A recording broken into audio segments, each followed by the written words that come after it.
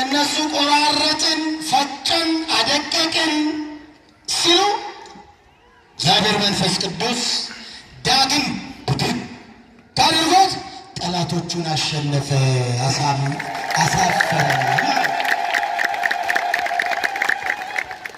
ለዚህ ነው የምናጨበጭበው፣ ስላሸነፈ ነው የምናጨበጭበው እንጂ በግማድ ስጋው መተሩ ስንል ያስለቅሳል። በእውነት ጊዮርጊስን እንድታስቡት ነው ዛሬ በዕለተ ቀኑ።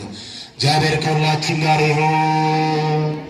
ደብሩን ያስፋልን፣ ደብሩን ይጠብቅልን፣ ካህናቱን ይጠብቅልን፣ ምእመናኑን ይጠብቅልን፣ የታመሙትን ይፈውስልን፣ ሕፃናቱን ያሳድግልን፣ ሀገራችንን ሰላም ያድርግልን፣ የሞቱትን በምዕራፈ ቅዱሳን ያሳርፍልን። የእናታችን የእመቤታችን የድንግል ማርያም በረከቷ ረድኤቷ ማላጅነቷ ይጠብቀን። የሰማዕቱ የቅዱስ ጊዮርጊስ በረከት አማላጅነት አይለየን። የመልአኩ የቅዱስ ገብርኤል ጥበቃ ከሁላችን ጋር ይሁን።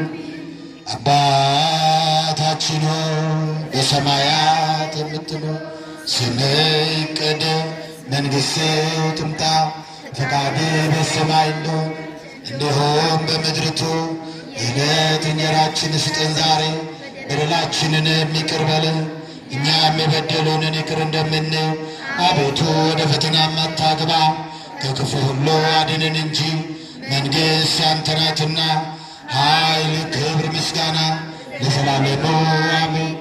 እመቤታችን ቅድስት ድንግል ማርያም ሆይ በመልአኩ በቅዱስ ገብርኤል ሰላምታ ሰላም እንልሻለን።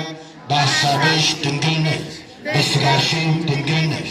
የአሸናፊ እግዚአብሔር እናት ሆይ ሰላምታ ለአንቺ ይገባሻል። ከሴቶች ሁሉ ተለይተሽ አንቺ የተባረክሽ ነሽ፣ የማኅፀንሽም ፍሬ ቡሩክ ነው። ጸጋን የተመላሽ ድንግል ሆይ ደስ ይበልሽ፣ ልዑል እግዚአብሔር ከአንቺ ጋር ነውና ከተወደደው ልጅ ከጌታችን ከመድኃኒታችን ከኢየሱስ ክርስቶስ ዘንድ ይቅርታና ምሕረትን ለምኝልን ኃጢአታችንን ያስተሰርይልን ዘንድ ለዘላለሙ